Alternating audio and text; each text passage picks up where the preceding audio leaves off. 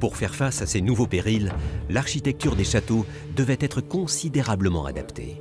Les engins transportés par chariot en pièces détachées sont généralement des machines de jet, des pierrières à contrepoids capables de lancer des boulets de 12 kg à 175 mètres de distance avec une marge d'erreur de quelques mètres seulement.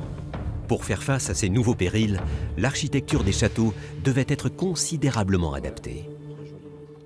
Au cours du XIIIe siècle, les hourds de bois vulnérables au jet des machines de guerre disparaissent pour être remplacés par des constructions en encorbellement.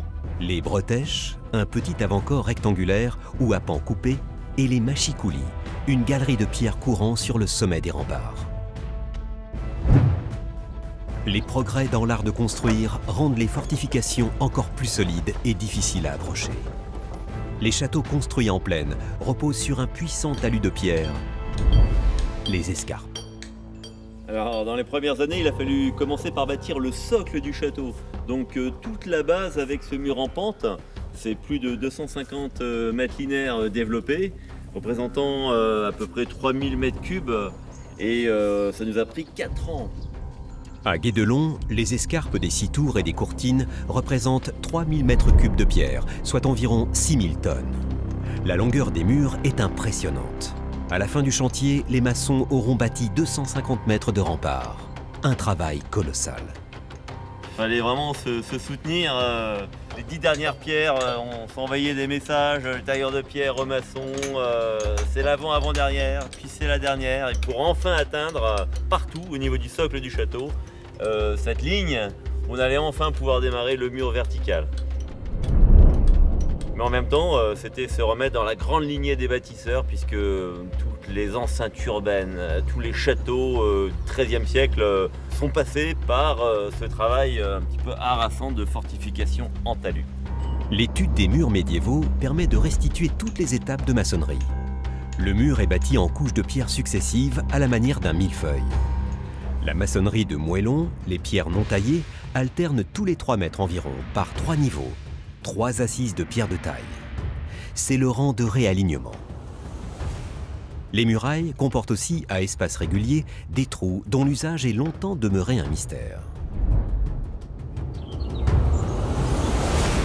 Ce sont les trous des boulins, ces longues poutres de chêne ancrées jusqu'à 1 mètre dans l'épaisseur du mur et destinées à supporter les plateaux d'échafaudage. Les charpentiers les remontent au fur et à mesure de la construction. Chaque rang de boulins est espacé de 1,40 m, hauteur idéale pour le travail des maçons et des tailleurs de pierre. Après usage, les trous sont généralement comblés avec des bouchons de pierre en grès qui peuvent être ôtés en cas de restauration du bâtiment.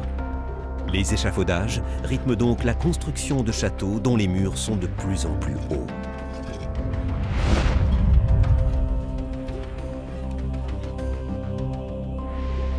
Pour monter les matériaux à plus de 10 mètres parfois, les charpentiers de Guédelon disposent d'engins de levage, les cages à écureuils, qu'il a fallu reconstituer.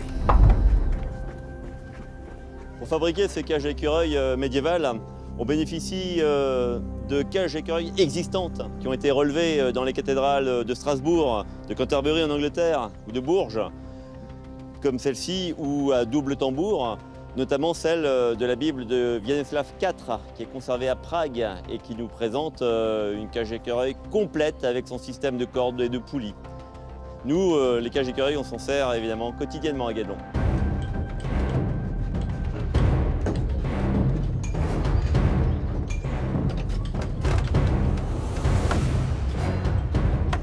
Allez, stop! On travaille avec une cage à double tambour. 2 personnes marchent dans la roue pour actionner une corde et lever les charges, donc soit du mortier, soit de la pierre.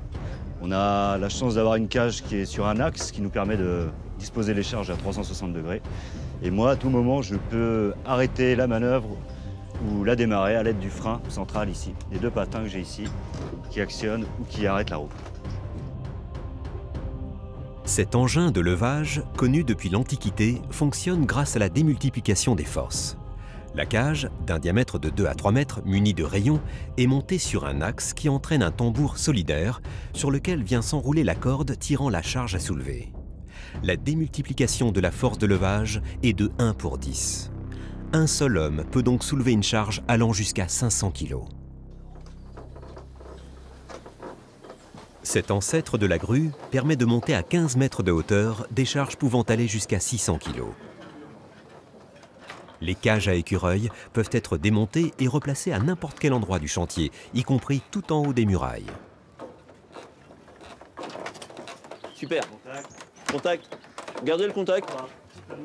Il y a aussi des réflexes constructifs qui nous aident à faire nos manœuvres. Par exemple, les murs sont construits par couches de pierre, par arase, où le mur d'une couche à l'autre est parfaitement horizontal, ce qui permet de pouvoir utiliser le mur par lui-même comme stratégie qui entre dans la construction. De faire circuler la pierre sur des roules jusqu'à son emplacement où elle sera scellée. Encore un tout petit peu. Là. Nickel. Elle est quasiment à sa place. Ah bah voilà. Avec l'architecture philippienne et notamment les châteaux du Louvre et de Dourdan, la défense devient active. La masse de pierre n'est plus la seule composante défensive du bâtiment. Il est désormais conçu pour frapper l'assiégeant autant que pour l'empêcher de franchir les murailles. Au XIIIe siècle, les constructions sont de plus en plus élaborées, l'architecture se tournant résolument vers la défense active du château. La défense active telle qu'elle est réinventée par Philippe Auguste au début XIIIe, c'est l'addition en fait de fossés, de chemins de ronde avec porte entre deux tours et bien sûr tour maîtresse. Alors au niveau des courtines qui font la totalité de la périphérie du château, font à peu près 1,50 m de largeur pour se déplacer, des murs parapets d'une cinquantaine de centimètres d'épaisseur avec des créneaux et des merlons. Hauteur moyenne 2 mètres, c'est ce qui permet effectivement de défendre le château par le haut en se protégeant au niveau des merlons et en envoyant des pierres ou en tirant avec arc ou arbalète.